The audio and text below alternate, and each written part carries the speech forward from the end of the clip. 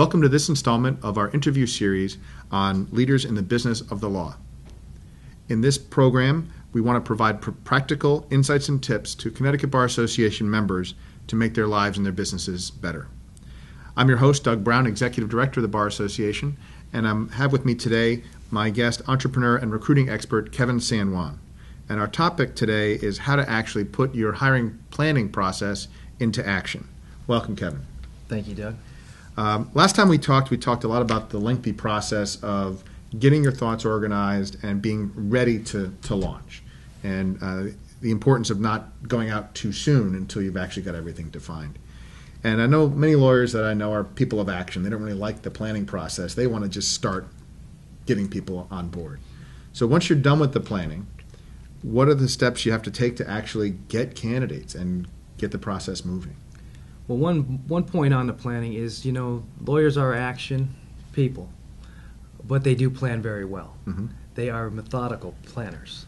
And so the more time you spend up front, the better your results are going to be in the back end. Mm-hmm. It just works best when you have a good plan. Mm-hmm. And so once you've created that plan and taken the time to make it a good plan and a solid execution in your head, then you begin to find the candidates. Mm-hmm. Where are these people? So where are they? Where are the good people that you want to hire? The good people are typically involved, invested, consumed with their existing job.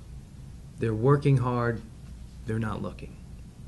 They need to be makes it more difficult to find them, doesn't it? More difficult. But the passive candidates is what they call them, are the ones that are gainfully content with what they're doing. Mm-hmm. And so how do you find them? And probably the first thing that everyone should do is look outside into their network. Who do they know? Okay. And who knows whom? But don't delay the process. Okay. Get involved in the networking. Don't let it last for a month, mm-hmm. unless you're prepared for that. And see who you can find through your colleagues, through your friends, through your family, as quick as you can. Mm-hmm. How would you tell your brother-in-law that you're not going to be hiring his daughter or son? Well, you never know who the brother-in-law's daughter or son's skill set might be. And so what you want to do is you want to screen them like anyone else. You want to describe to the brother-in-law that, well, I'm looking for this, this, and this in a person. And if he believes his son or daughter has that skill set, then he's going to further present them to you. And if not, he's going to quickly say, well, perhaps that's not the right choice, but you never know who's who until you meet them. Mm-hmm. And you might even consider having somebody else do the initial screening besides yourself? Correct. If it's family, you may want to have someone else do the first round, and that way there's no hard feelings if it's not the right pick. So I think a key note there is just to screen them like you'd screen anybody else and give them a chance. That's correct. So you don't miss somebody. That's correct, okay. Provided they are meeting the main criteria. Yeah, don't hire somebody as a favor. That's correct. All right, let's move on to our next question. Okay. So last time we talked about part of the screening was identifying kind of the 3 top traits that were essential to you in your job. So you're not trying to evaluate against 20 things, but against the 3 top things. And I know in your business, your job is doing that for other people as an executive recruiter. What are some of your tips for separating the potential stars from the people who might just be okay or from the rest of the field? I think it's a multi-tiered process where you can recognize immediately who you don't want. And that's good, because you will get a lot of people who want to be that position, who want to be the next step in their career, but they're not.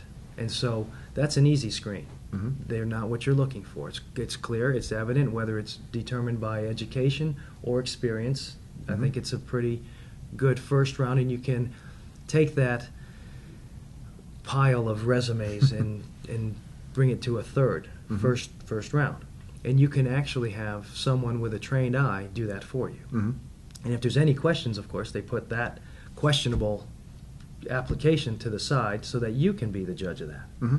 And so that would be the first step, is to weed through the non-qualified. Mm-hmm. Then take it to the next level, which is, your list of what one must have, and go through the same process. Mm-hmm. And you thin it even further. And once you come to the point where you're down to, say 5 to 10 potential candidates, determine what they all have in common. Determine whom might have something more than the others.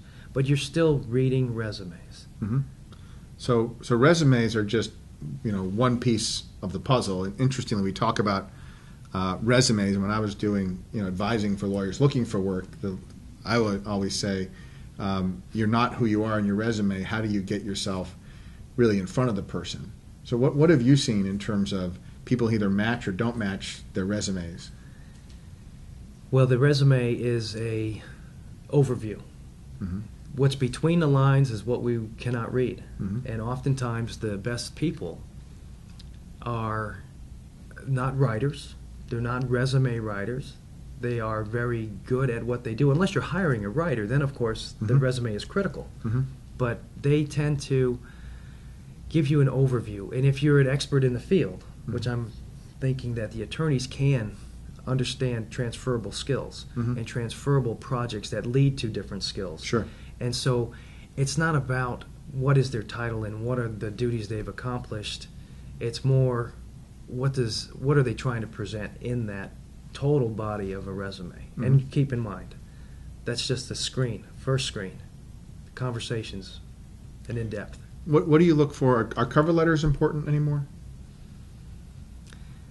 In my opinion, no. No.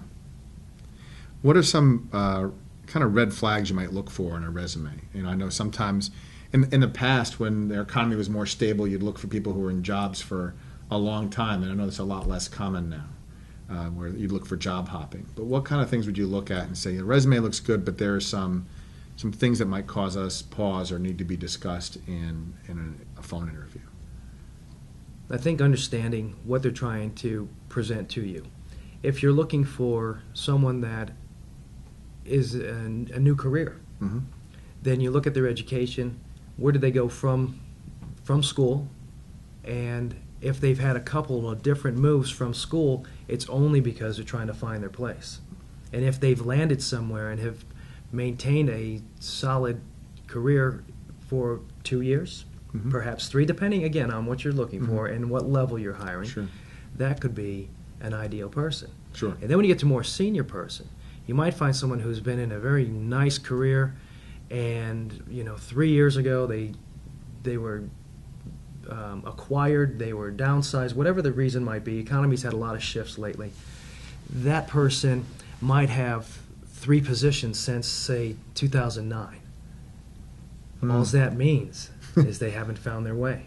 Yeah. They stumbled, and they haven't found their way. And so you can't look at dates and judge. You cannot. Today's the 20-year person, they're a dinosaur. You don't want that. So you're right. You need to look between the lines to see what might be happening, and not just look at the words, and the dates, and the dates that are being written. So those are some great tips, Kevin. I think that's the time we have for this installment. I think the advice about planning and making sure you know what you're going after, just as a lawyer would when they're planning a trial or planning a closing, is essential. Having the 3 things and really just following the process, and the combination really of your gut and following that plan, and where you are short on time, having a professional to give you advice. I think that's right on.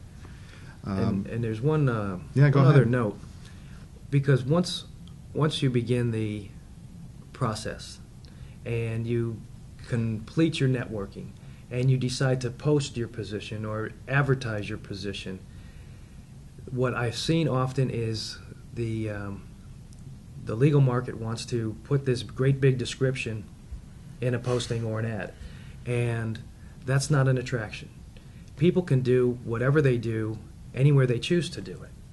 You need to attract the person, because you have this wonderful law firm and it does whatever the specialty is, and you can be this particular person and have this long description, but that's not the attraction. The attraction is, why would one want to work for that particular firm, that particular attorney? Yeah. It's sizzle. Sizzle is what attracts people. I hardly ever recruit with description.